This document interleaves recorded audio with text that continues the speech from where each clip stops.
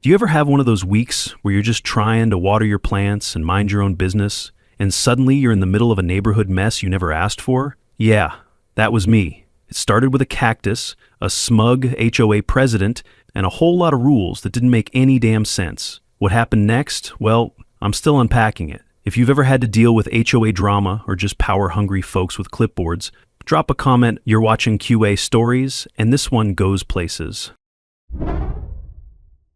My name is Richard Miller, but everyone calls me Rich. I'm 50 years old, recently retired from my career as an internal investigator, and all I wanted was to spend my golden years tending to my cactus garden and reading history books in peace. I bought a beautiful house in what seemed like the perfect neighborhood in Arizona. Nice lawns, friendly neighbors, and, best of all, a backyard that got perfect sunlight for my prized cactus collection. I should have known that peace was too good to last. The trouble started the day after I moved in, when I met Evelyn Sterling. Everyone called her Evie, but I quickly learned that the sweet nickname was about as genuine as a $3 bill. She was 55, a former lawyer who'd recently been elected as the new HOA chairman. She looked past me like she was casing the place, her smile never touching her eyes. I'm not even sure why, but the moment she introduced herself at my front door, I got this uncomfortable feeling in my gut. Looking back, I should have trusted that instinct. Evie wasted no time making her presence known. Within days, I got fined for my cactus, for my podcast, for my dad's chess set. Apparently, my cactus garden was visually threatening to neighbors and needed to be removed immediately. I actually had to read that twice to make sure I wasn't hallucinating. Visually threatening? We're talking about plants here, not attack dogs. But when I called the HOA office to ask for clarification, Evie's assistant just repeated the same phrase like she was reading from a script. I wish I could tell you I kept my cool during that phone call, but come on, who wouldn't snap at something that ridiculous? The harassment didn't stop there. 2 days later, I got another violation for listening to history podcasts in my backyard. According to the notice, my audio entertainment was disturbing the peaceful environment of the neighborhood.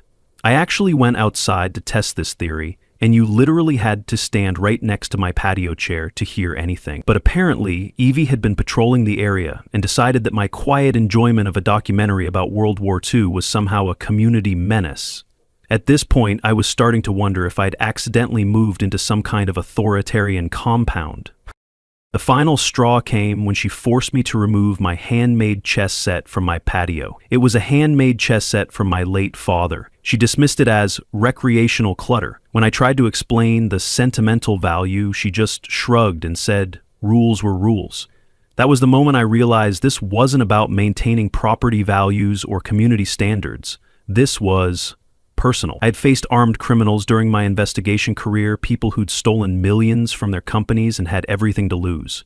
But I'd never encountered someone who would fine cactus plants for having threatening sharp angles. The pettiness was so extreme it was almost impressive. I started keeping a folder of all the violation notices, partly for my own records and partly because I couldn't quite believe they were real.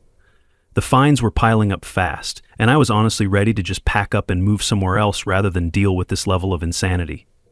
But then I remembered something my son Brendan had told me during his last visit home. He'd said that bullies only have power if you let them have it, and that sometimes the only way to stop escalation is to face it head on. I wasn't sure if that philosophy applied to HOA disputes, but I was running out of options. So I did what any reasonable father would do. I called my son and asked for help. Can you come home for a few days? I need help with something. What I didn't know was that calling my son would completely change the game. I had no idea that Brendan's training had taught him to approach problems systematically, to gather evidence before acting, and to never underestimate an opponent. I definitely didn't know that Evie's harassment was just the tip of the iceberg, or that my quiet little neighborhood dispute was about to uncover secrets that would shock our entire community. All I knew was that I needed backup, and my son was the only person I trusted to help me figure out what to do next. I didn't know that calling him would make things much worse, or if it would make them much better. Brendan arrived 3 days later, and I have to say, even after all these years, I still feel a surge of pride when I see him in person. He's 28 now, with the kind of quiet confidence that comes from knowing you can handle whatever life throws at you. He's a Navy SEAL, which means he's seen and done things I can't even imagine, but he's still my kid.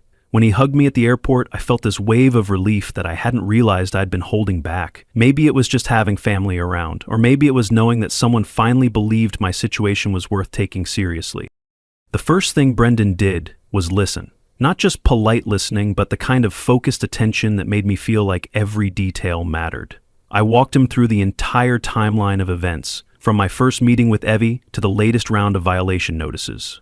He didn't interrupt, didn't offer immediate solutions, and didn't dismiss anything as trivial. When I finished explaining about the chess set violation, he just nodded and said, "Let me observe the situation first, Dad. Then we'll decide how to handle this." I wasn't sure if I was relieved or disappointed that he wasn't immediately ready to march over to Evie's house and demand answers. What happened next surprised me. Instead of confronting anyone or making phone calls, Brendan spent the next day quietly installing a full surveillance system. No details spared. When I asked him about it, he just said it was always good to have documentation. I didn't fully understand what he meant at the time, but I trusted his judgment. After all, he'd been trained to assess threats and respond appropriately, which was more than I could say for myself. Watching him work was like watching a detective solve a case before the crime had even been committed. The second thing he did was read every bylaw and amendment, cover to cover. He spread all the paperwork across our dining room table and went through it line by line, making notes and highlighting sections. He'd pause occasionally to ask me questions about specific incidents, but mostly he just absorbed information. "Dad," he said after several hours, "some of these violations don't match the actual rules. She's making stuff up as she goes." I wish I could say that revelation made me feel better, but it actually made me more nervous. If Evie was willing to fabricate violations, what else might she be willing to do? I started second-guessing my decision to escalate the situation. Maybe I should have just paid the fines and kept my head down. But when I mentioned this to Brendan, he gave me this look that reminded me exactly why I'd raised him to stand up for what was right. "You didn't start this fight, Dad," he said quietly. "But that doesn't mean you should let someone walk all over you." That's when Evie made her first mistake. She must have noticed Brendan's presence in the neighborhood, because she immediately began targeting him too. First, she complained about his morning PT workouts, claiming that his exercise routine was disruptive to the peaceful morning atmosphere. I actually laughed when I read that violation notice. Disruptive? The man does stretches at 6 in the morning. But apparently, Evie had decided that physical fitness was somehow incompatible with community living. The fine was $300, and the notice specifically mentioned that military-style training was not appropriate for residential areas. Next, she criticized his help with my garden maintenance. Since arriving, Brendan had been helping me replant some of the cacti that had been damaged by the constant inspections and rule changes. He'd also helped me clean up the patio area and organize my outdoor furniture. Our yard never looked better. But she fined him anyway, for helping me. According to Evie's latest interpretation of the rules, having family members assist with property maintenance required prior approval from the Architectural Review Committee. The final straw came when she organized an emergency HOA meeting to discuss concerns about the Miller family's impact on community harmony. She'd turned neighbors against us. I felt humiliated and furious. I couldn't believe she was actually trying to turn our neighbors against us, but apparently she'd been going door to door spreading rumors about our aggressive behavior and disregard for community standards. When I saw the meeting notice, I felt this mixture of anger and embarrassment that I hadn't experienced since high school. Were people really going to believe that a retired investigator and his Navy SEAL son were somehow threatening the neighborhood's safety? But Brendan just smiled when he read the notice. "Perfect," he said. "She's giving us exactly what we need." I didn't understand what he meant, but I was starting to trust his strategic thinking. He'd been observing Evie's behavior for days, taking notes and recording everything. When I asked him what his plan was, he just said, "Evidence is always stronger than accusations, Dad. We're going to let her make her case, and then we're going to show everyone what's really going on here." The meeting was scheduled for the following Thursday, which gave us 5 days to prepare. I spent most of that time feeling anxious and second-guessing everything. Was I being too stubborn? Was I dragging my son into a petty neighborhood dispute that wasn't worth the trouble? But every time I started to doubt myself, I'd remember the look on Evie's face when she dismissed my father's chess set as recreational clutter. Some things are worth fighting for, even if the fight seems small to everyone else. The day before the meeting, something happened that changed everything. Brendan and I had gone out to run some errands, and when we came back, my garden was gone, smashed. The cacti I'd nurtured for years destroyed. Plants that had taken me years to cultivate were chopped up and thrown in the trash. The beautiful arrangement I'd spent months planning was nothing but dirt and broken pottery. I stood there, staring at the destruction, feeling this hollow ache in my chest that I couldn't quite name. It wasn't just about the plants. It was about feeling powerless in my own home. But when I looked over at Brendan, I saw something in his expression that I'd never seen before. His jaw was clenched and his hands were balled into fists. For a moment, I wondered if this was the moment my son would finally lose his cool. But then he took a deep breath and walked over to check his security cameras. He checked the footage. "I think we've got everything we need for Thursday." His voice was flat, controlled. I wasn't sure what he meant, but something in his tone made me think that Evie had just made the biggest mistake of her life. I kept going out to the backyard, hoping I was wrong, hoping the cacti were still there. These weren't just plants to me. They were living things I'd nurtured and cared for, some of them for over 10 years. The barrel cactus in the center had been with me since my first apartment after college. Now, it was just broken pieces in a trash bag, and I felt this overwhelming sense of violation that I couldn't shake. I wasn't even sure if I was more angry or just heartbroken. But Brendan seemed strangely calm about the whole thing. While I was pacing around the house trying to figure out what to do next, he was reviewing footage from his security cameras. He watched the footage in silence, not blinking. Every now and then, he'd pause the video and make notes. When I asked him what he was seeing, he just said, "More than I expected, Dad. A lot more than I expected." The way he said it made me think there was something he wasn't telling me, but I trusted him enough to let him work through whatever he was discovering. The next morning, Brendan sat me down and explained what the cameras had recorded. Not only had they captured the destruction of my garden, but they'd also caught something far more serious. While we were out running errands, Evie had used her master key to enter our house. She'd spent nearly 15 minutes inside, and the cameras had recorded her planting a bag behind one of the couch cushions.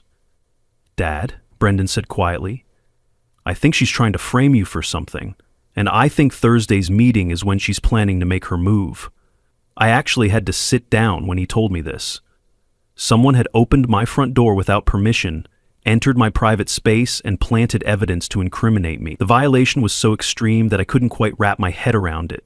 I'd seen embezzlers, con men, but never someone planting drugs in a neighbor's home. He showed me the footage on his laptop, and there was no room for doubt. The cameras had recorded everything in crystal clear high definition. There was Evie, using her master key to unlock our front door like she owned the place. There she was, walking through our living room and planting a bag. The whole thing took less than 2 minutes, but it was clearly premeditated. She knew exactly what she was doing, and where she wanted to put whatever she was planting. I wasn't angry at that point. I was just numb. The reality of what I was seeing was so far outside my normal experience that my brain couldn't quite process it. This wasn't just harassment or petty rule enforcement. This was breaking and entering, trespassing, and planting evidence. These were serious crimes that could send someone to prison, and she was doing it to me, a retired investigator who'd never caused problems for anyone, just because I'd voted against her election and refused to be intimidated by her violations.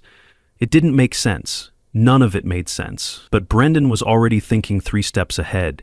Instead of confronting Evie immediately or calling the police, he wanted to wait until Thursday's meeting to reveal the evidence. If we act now, she'll spin it. Let her try it in public first, then we strike. I wasn't sure about this strategy. Every instinct told me to confront her immediately, to demand answers, to call the police and let them handle it. But Brendan's military training had taught him to think strategically, to consider timing and positioning and psychological impact. "Evidence is always stronger than accusations, Dad," he said, repeating something he'd told me before. "We're going to let her hang herself with her own rope, and then we're going to show everyone in that meeting exactly what kind of person they elected to lead their community." The next few days were some of the most stressful of my life. I felt like I was walking around with this massive secret. Knowing that Evie was planning to destroy my reputation and potentially have me arrested based on evidence she'd planted herself made me feel paranoid and angry all at once. Every time I saw her around the neighborhood, I had to fight the urge to say something. She'd wave and smile like nothing had happened, like she hadn't just committed multiple felonies against me. I started wondering if I was being paranoid, if maybe I was overreacting to what might have been some innocent explanation for her behavior. But then I'd remember the footage, and I'd remember that there was no innocent explanation for entering someone's home without permission and planting evidence. The security system he'd installed captured everything in multiple angles, so there was no chance of someone claiming the footage was doctored or unclear. The timestamps matched perfectly with the receipt from the hardware store where we'd been shopping, proving we were nowhere near the house when the break-in occurred. And the bag she'd planted was still exactly where she'd left it, untouched and ready to be discovered whenever she decided to make her move. We had everything we needed to prove her guilt, but we also had to let her commit to her plan before we could expose it. 2 days before the meeting, I discovered what was in the bag. Inside was a small stash of marijuana, enough to justify a call to the cops. A perfect trap. Apparently, Evie's plan was to accuse me of drug use, have the police search my house, and then watch as they discovered the evidence she'd planted. It was brilliant in its simplicity, and it probably would have worked if she hadn't been dealing with someone who'd installed professional surveillance equipment. The meeting was hours away. Brendan was calm. I was anything but. I kept thinking about all the ways this could go wrong, all the possible arguments Evie might make, all the neighbors who might not believe the evidence even when they saw it. But I also kept thinking about my father's chess set, about my destroyed cactus garden, about the look on Evie's face when she'd dismissed my concerns like they didn't matter. The community center was full, every seat taken, whispers filled the room. I'd never seen so many neighbors in one place before, and it seemed like everyone wanted to see what was going to happen. As Brendan and I walked in, I felt dozens of eyes watching us, some sympathetic, some suspicious, all curious. I tried to keep my expression neutral, but my palms were sweating. This was it, the moment that would determine whether my reputation in this community would survive or be destroyed by whatever Evie had planned. We took seats in the back row, partly because they were the only ones available, and partly because Brendan wanted to be able to see everyone's reactions to whatever was about to unfold. He'd brought his laptop and a small projector, equipment that looked innocent enough, but that I knew contained evidence that would shock everyone in that room.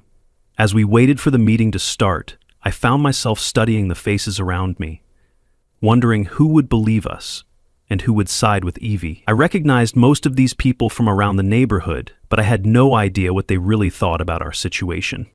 She walked in like she owned the place, suit sharp, folder in hand. She nodded to various neighbors as she walked to the front of the room, playing the role of the concerned community leader perfectly. If I hadn't seen the security footage myself, I might have been fooled by her performance. She had this way of projecting authority and competence that made you want to trust her judgment, even when your gut was telling you something was wrong. The meeting started with routine business, budget updates, maintenance schedules, the usual HOA bureaucracy that nobody really cared about. But I could feel the tension building in the room as everyone waited for the main event. Finally, after about 20 minutes of procedural discussions, Evie cleared her throat and addressed the room with the tone of someone delivering grave news. "I'm afraid I have some very serious concerns to share with all of you tonight," she began, and I felt my heart rate spike. She painted us as threats, hiding behind smiles, criminals in a quiet neighborhood. According to her version of events, our family had been escalating the situation with each interaction, and she'd finally discovered evidence of illegal drug use on our property. The way she told it, we were practically running a criminal enterprise out of our house, and she was the brave community leader who'd risked her safety to expose us. Then came the moment I'd been dreading. Evie announced that she'd conducted a routine safety inspection of our property the previous day and had discovered what appeared to be illegal substances in our living room. She claimed she'd had no choice but to document the evidence and call for a police investigation. The room erupted in shocked murmurs, and I felt those eyes turning to look at us again. I wanted to stand up and shout the truth, to tell everyone that she was lying, but Brendan put a steady hand on my shoulder and whispered, "Not yet, Dad. Let her finish." The performance was masterful, I have to admit. Evie managed to sound both disappointed and concerned, like she was genuinely sad to have discovered such disturbing information about neighbors she'd tried to work with. She called for an immediate police investigation and suggested that our family should be suspended from all HOA activities, pending the outcome of the criminal charges. Several neighbors were nodding along with her presentation, and I felt this sinking feeling in my stomach as I realized how convincing she sounded to people who didn't know the truth. But then Brendan stood up, and the room fell silent. There was something about his presence, the way he carried himself, the calm confidence in his voice, that commanded attention. He stood up, calm. "I'd like to present our side. Just facts. His voice was steady and respectful, but there was an undertone of authority that made everyone in the room pay attention. Even Evie seemed momentarily thrown off by his composure. She tried to maintain control of the situation, arguing that this wasn't the appropriate time for rebuttals and that the evidence spoke for itself. But several neighbors called out that they wanted to hear our side of the story, and eventually she had no choice but to allow Brendan to speak. He walked to the front of the room and began setting up his laptop and projector, moving with the methodical efficiency of someone who'd done this kind of presentation before. "I'd like to show everyone what actually happened yesterday," he said simply. And I felt this surge of pride watching him take control of the situation. The first image that appeared on the screen was a timestamp from our security system, showing the exact time that Evie had claimed to conduct her routine safety inspection. Then came the footage itself, crystal clear high-definition video of Evie using her master key to unlock our front door and enter our house without permission. The room was dead silent as everyone watched her plant the bag behind our couch cushions. The footage captured every detail: her checking to make sure the bag was properly hidden, her satisfied expression as she surveyed her work, even her careful movements to avoid disturbing anything else in the room. When the video ended, the silence in the room was deafening. People were staring at the screen in complete disbelief, then looking at Evie, then back at the screen. She opened her mouth. Nothing came out. The room turned on her. The confident, authoritative woman who'd been leading the meeting just minutes before had been replaced by someone who looked like she'd been caught in the worst possible lie. Several neighbors were shaking their heads in disgust, and I heard someone near the front of the room mutter, "I can't believe she actually did that." Finally, Evie managed to stammer out some kind of defense, claiming that she'd been conducting a routine safety inspection and that the video must have been doctored or taken out of context. But her explanation sounded weak and desperate, especially after what everyone had just witnessed. Brendan calmly responded that the footage was time-stamped and that we had receipts proving we were at a hardware store during the time of the break-in. He also pointed out that using a master key without homeowner permission or emergency justification was breaking and entering. Regardless of her position in the HOA, the room erupted in angry voices, with neighbors demanding explanations and calling for Evie's immediate resignation. I felt this overwhelming sense of relief washing over me as I realized that the truth had finally come out. The people who'd been ready to believe her accusations were now seeing her for what she really was, someone who'd been willing to break the law to frame an innocent neighbor. Several people who'd seemed skeptical of us earlier were now approaching to apologize and express their support. Honestly, what would you do at this point? Would you feel satisfied with just exposing her, or would you want to dig deeper into why she was so desperate? But even as I felt vindicated, I couldn't shake the feeling that something still didn't add up. This level of desperation, there had to be more. As I watched Evie's face crumble in front of the entire community, I realized that we'd only scratched the surface of something much darker. There had to be more to this story, something that would explain why she'd been so desperate to maintain control over our community. The evidence was overwhelming and her lies had been exposed. But the question remained, why would someone go to such extreme lengths over a neighborhood dispute? The answer, I suspected, was still waiting to be discovered. Neighbors came by with food and apologies. Stories poured out. We weren't the only targets. Word spread through the neighborhood faster than I'd thought possible, and by the next morning, people were stopping by our house to express their support. It was like the whole community had been holding its breath, waiting for someone to finally expose what everyone had suspected, but no one had been willing to say. The relief was palpable, but so was the anger. People were furious that they'd been deceived by someone they'd trusted to lead their community. But the victory came with complications I hadn't anticipated. Evie wasn't done. Her attorney claimed we'd violated her rights by recording her. Within 48 hours, she'd hired an expensive lawyer who immediately began making noise about illegal surveillance, entrapment, and violation of privacy rights. The lawyer sent us a formal letter claiming that our security cameras had been installed without proper notice and that recording someone without consent was a criminal act. I actually laughed when I read that. She breaks into my house to plant evidence, and somehow we're the ones who committed crimes by recording it? The lawyer's accusations made me second-guess everything for a while. I started wondering if we'd somehow crossed a legal line by recording her without her knowledge, if the evidence we'd gathered would be inadmissible in court, if her expensive legal team would find some technicality that would let her escape consequences. "The whole neighborhood is talking about us now," I told Brendan one evening as we sat on the patio where my cactus garden used to be. Was I the one who'd gone too far? Maybe we should just accept that she's been exposed and let the legal system handle the rest. But Brendan had that look in his eyes that told me he was thinking several steps ahead. I don't like conflict, Dad, he said quietly, but I hate being falsely accused even more. And I really hate watching someone try to destroy my father's reputation with lies and planted evidence. He'd been spending his days reviewing HOA documents and financial records, and I could tell he was discovering things that troubled him. When I asked what he was finding, he just shook his head and said, "Let me make sure I understand what I'm looking at before I say anything. But Dad, I think her harassment of you was about more than just power and control." That's when Brendan began his deeper investigation into Evie's background and the HOA's financial records.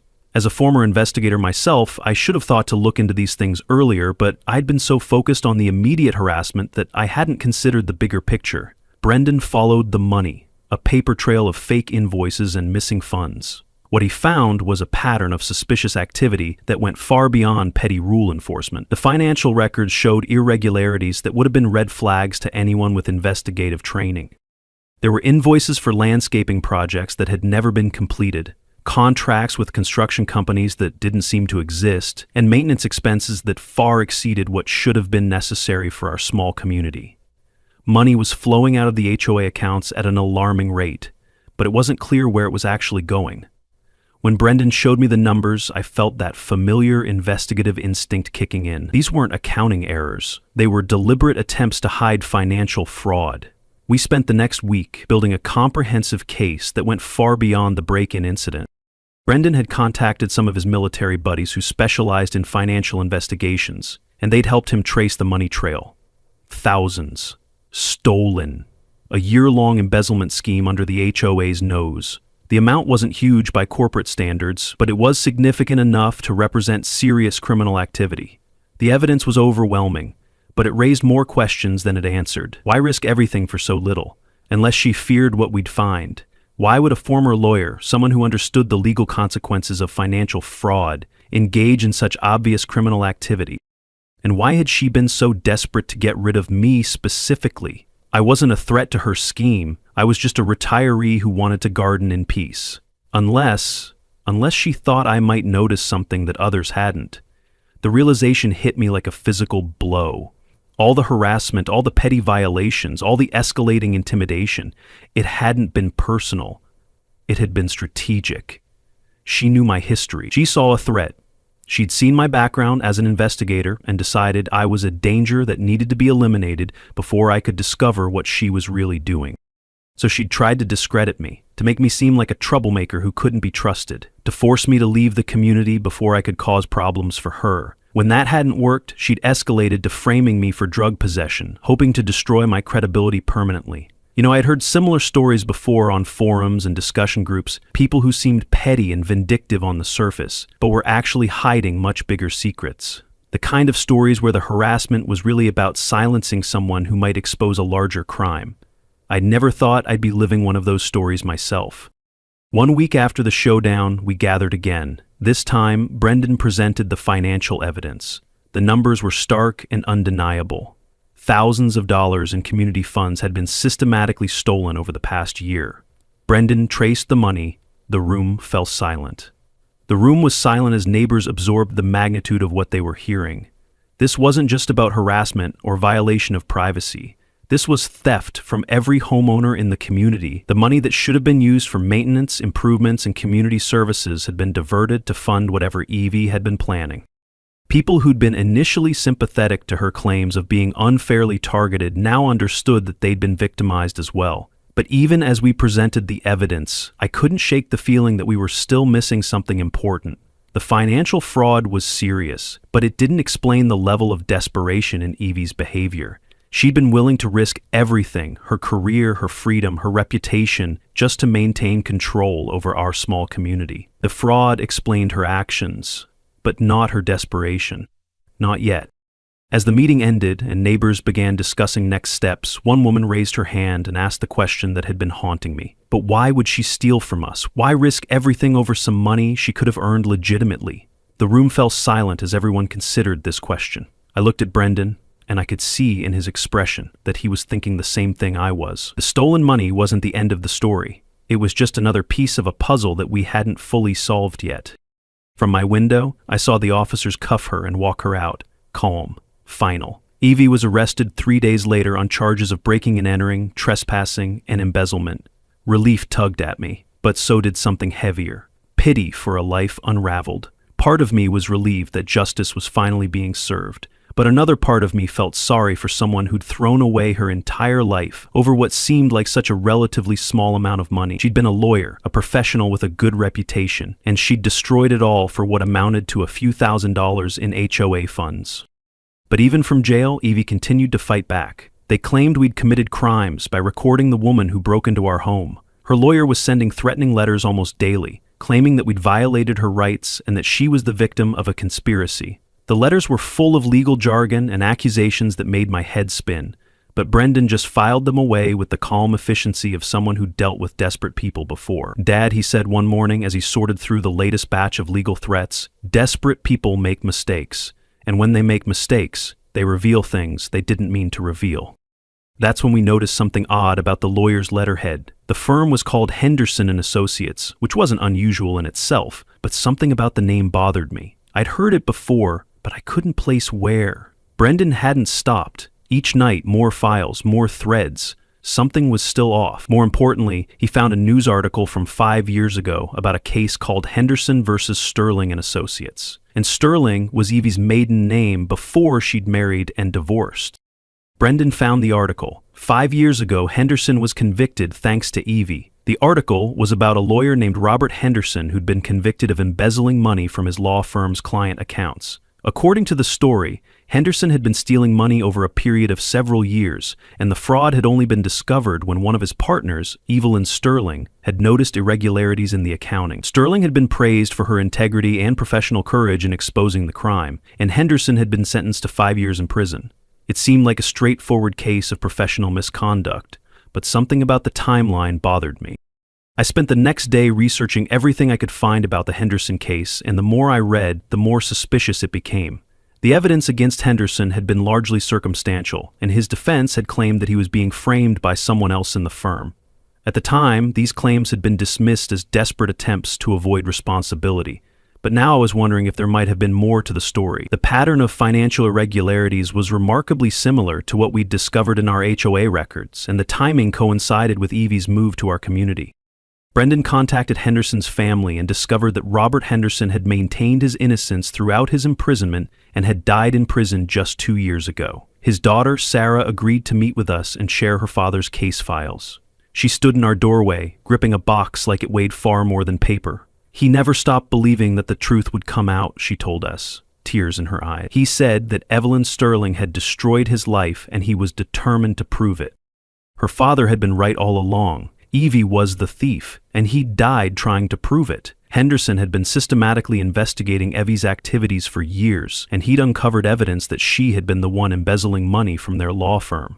The fake invoices, the shell companies, the creative accounting, it was all there, documented in meticulous detail. But more importantly, he'd discovered that Evie had been using her position as a partner to cover up her crimes and systematically frame him for her own misconduct.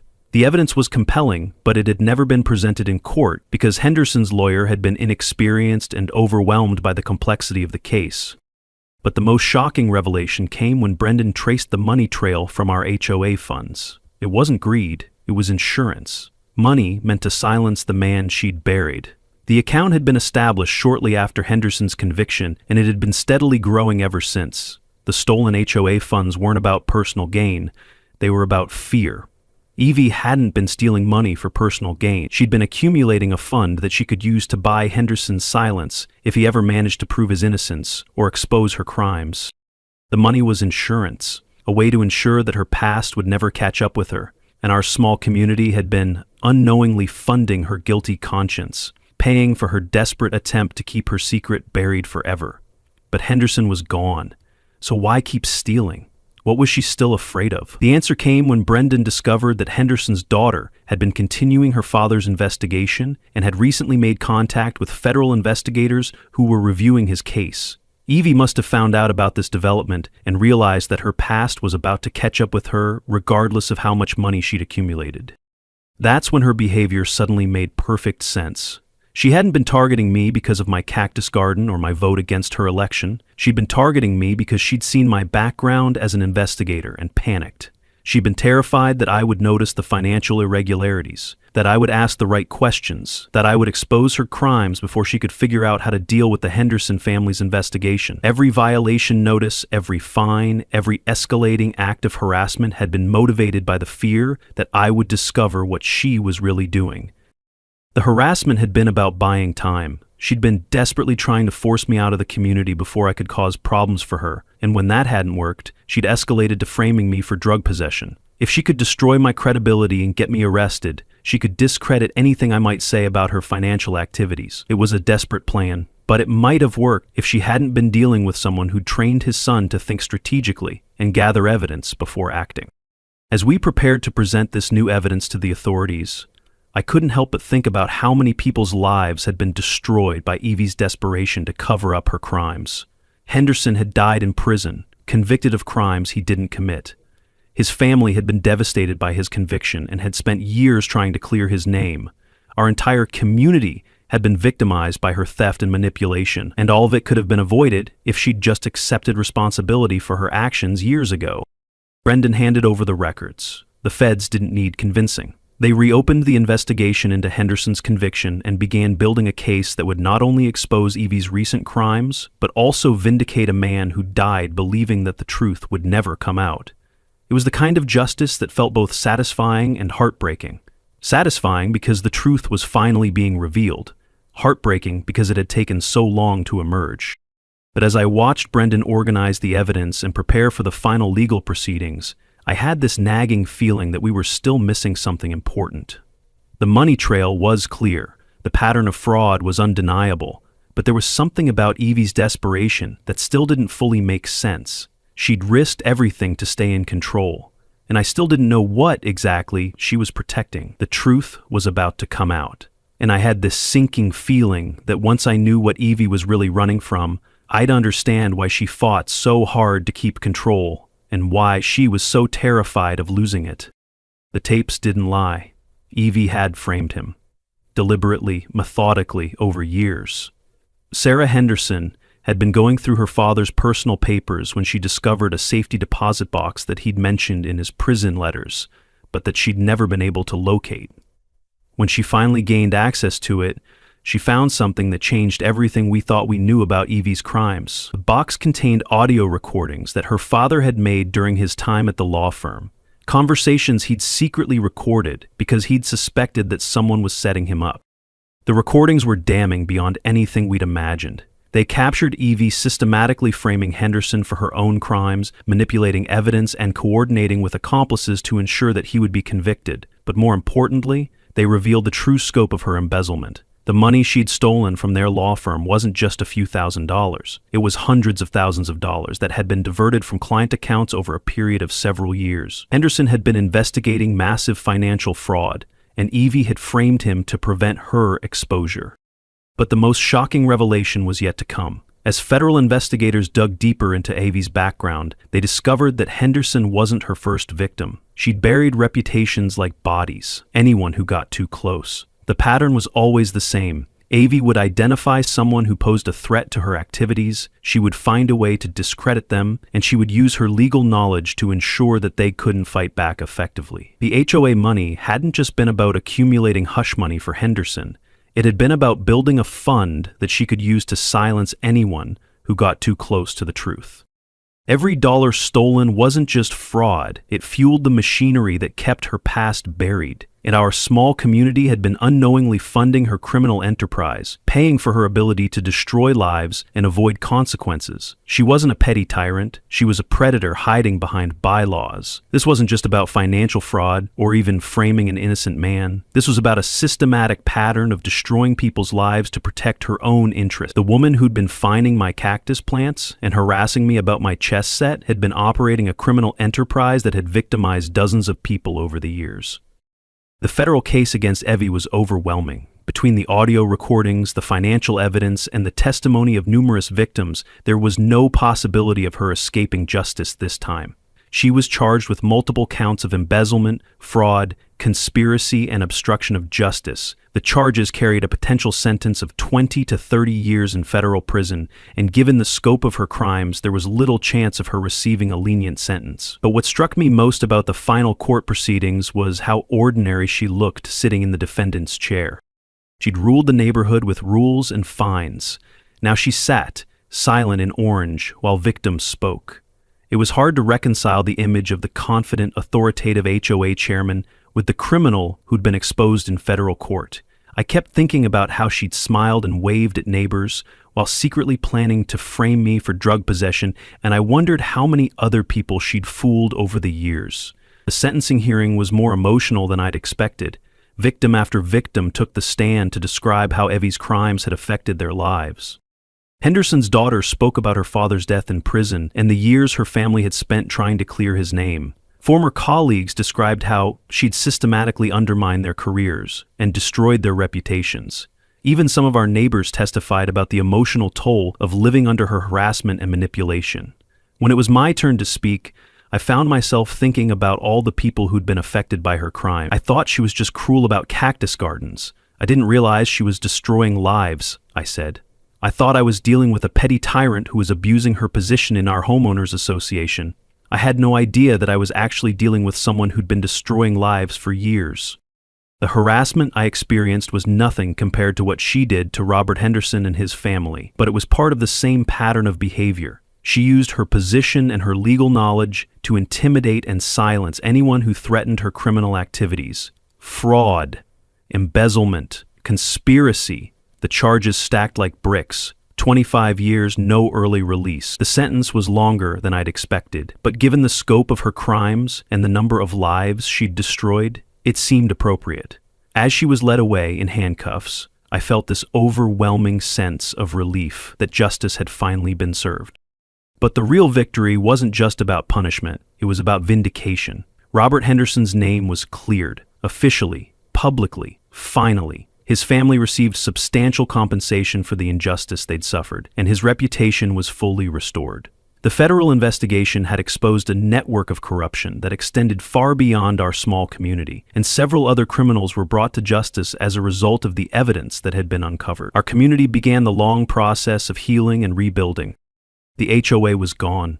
The community chose clarity over fear. The stolen money was recovered and returned to the community fund. My cactus garden was replanted with help from neighbors who'd initially been skeptical of my story, but who now understood what had really been happening. Even the chess set came back out to the patio where it belonged.